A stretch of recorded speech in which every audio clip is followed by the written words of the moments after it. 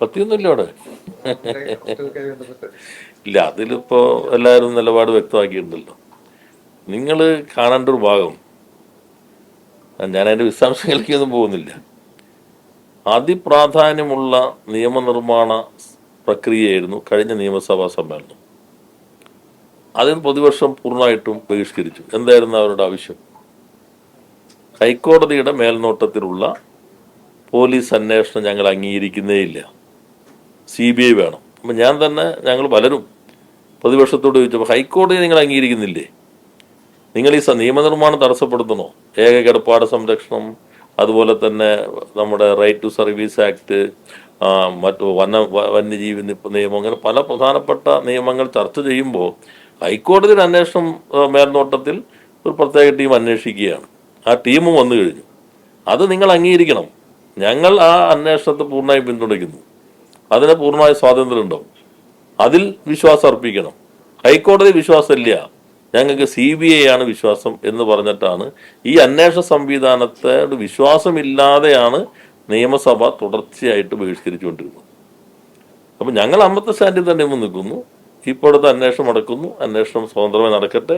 ആര് കുറ്റം ചെയ്താലും അവർ നിയമത്തിന്റെ മുൻപിൽ വരും. ആ പൂർണ്ണമായ നിലപാട് ഞങ്ങൾ അന്നെടുത്തു. അന്ന് ഇതിന് അംഗീകരിക്കാതിരുന്ന ആളുകൾ ഇപ്പൊ അവരുടെ നിലപാടെന്ത്? നിയമസഭ ഇത്രയും ദിവസം ബഹിഷ്കരിച്ചു. ജനങ്ങൾ അംഗീകാരം നൽകിയ പ്രശ്നത്തിൽ ഹൈക്കോടതിയുടെ അന്വേഷണ സംഘത്തെ പോലും ഞങ്ങൾ അനുവദിക്കില്ല എന്ന് പറഞ്ഞ് നിയമസഭ ബഹിഷ്കരിച്ചവരാണ് യഥാർത്ഥത്തിൽ അതിന് മാപ്പ് പറയേണ്ടത്. ഞങ്ങൾക്ക് തെറ്റുപറ്റിപ്പോയി എന്ന് അവർ പറയാൻ തയ്യാറാകുകയാണ് വേണ്ടത്.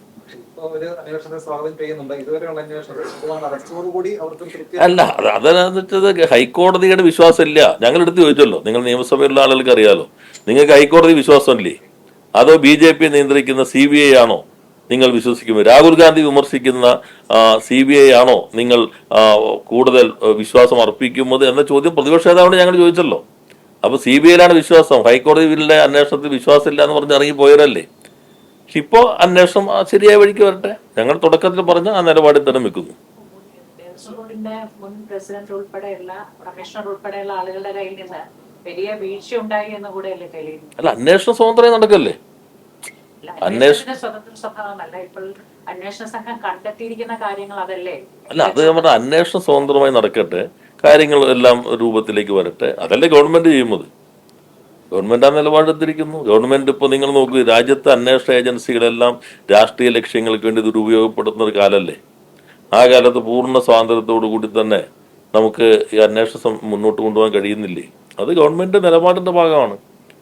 ഹൈക്കോടതിയുടെ അതിന് ഞങ്ങൾ പൂർണ്ണമായിട്ട് അംഗീകരിച്ചു. അന്വേഷണ സംഘം കേരളത്തിലെ പോലീസിന്റെ തന്നെയാണ്. അതിന്റെ അന്വേഷണ രീതിയിലും ഇപ്പോൾ പൊതുവെ നല്ല ഇത് വന്നിരിക്കുന്നു. ബാക്കി കാര്യം വരട്ടെ, അപ്പോൾ നോക്കാം.